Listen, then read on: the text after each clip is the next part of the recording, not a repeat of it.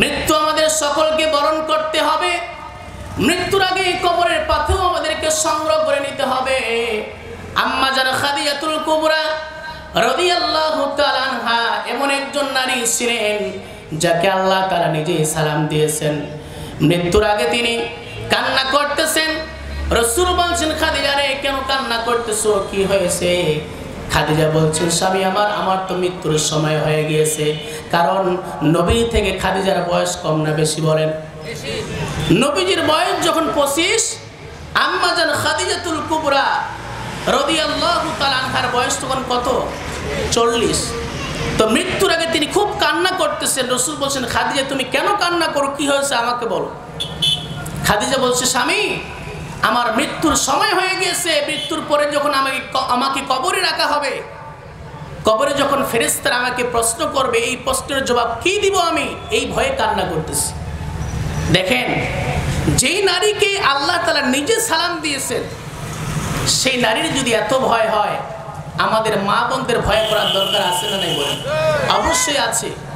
রাসূল বলছেন, খাদিজা ইসলামের জন্য যত ত্যাগ করেছো, যত কুরবানি করেছো, তোমার সম্পদগুলো ইসলামের রাস্তায় তুমি ব্যয় করে দিয়েছো, তোমার যখন মৃত্যু হবে, কবরের মধ্যে যখন তোমাকে প্রশ্ন করা হবে, এই প্রশ্নগুলো আল্লাহ তোমার জন্য আসান করে দিবে। তবু আম্মা জান খাদিজার কান্না বন্ধ হয় না। আম্মা জান খাদিজাতুল কুবরা বলছেন, স্বামী আমার কান্না বন্ধ হবে না যতক্ষণ পর্যন্ত আপনি আমার সঙ্গে 3টি ওয়াদা না করেন।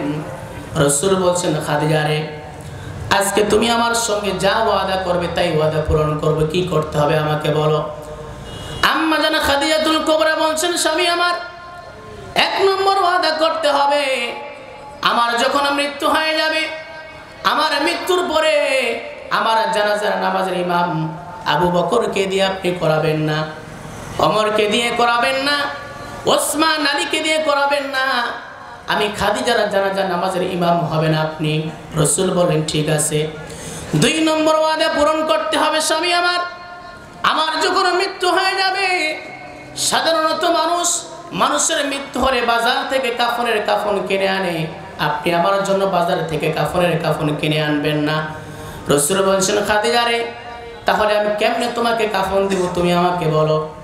খাদিজাতুল কুবরা বলছে, স্বামী আপনার শরীরের মধ্যে যে জামাটা আছে, এই পরনের জুব্বাটা আপনি আমার জন্য কাফনের কাফন বানায় দিবেন।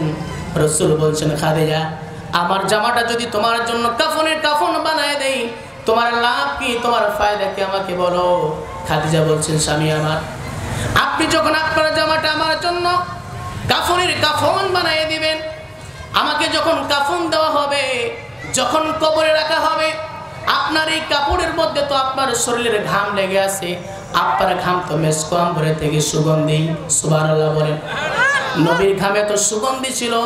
মক্কার মানুষেরা নবীর শরীরের ঘামগুলো শিশির মধ্যে ভরে নিয়ে তারা বিয়ে বাড়িতে আতর হিসাবে ব্যবহার করতে। বলে সুবহানাল্লাহ।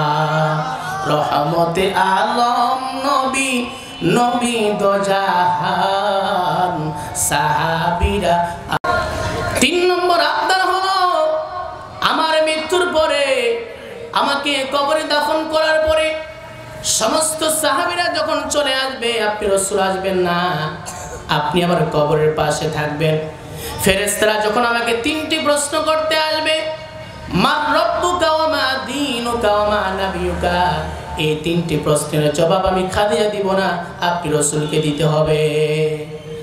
রাসূল বললেন, ঠিক আছে 3টা আবদার তোমার পূরণ করব।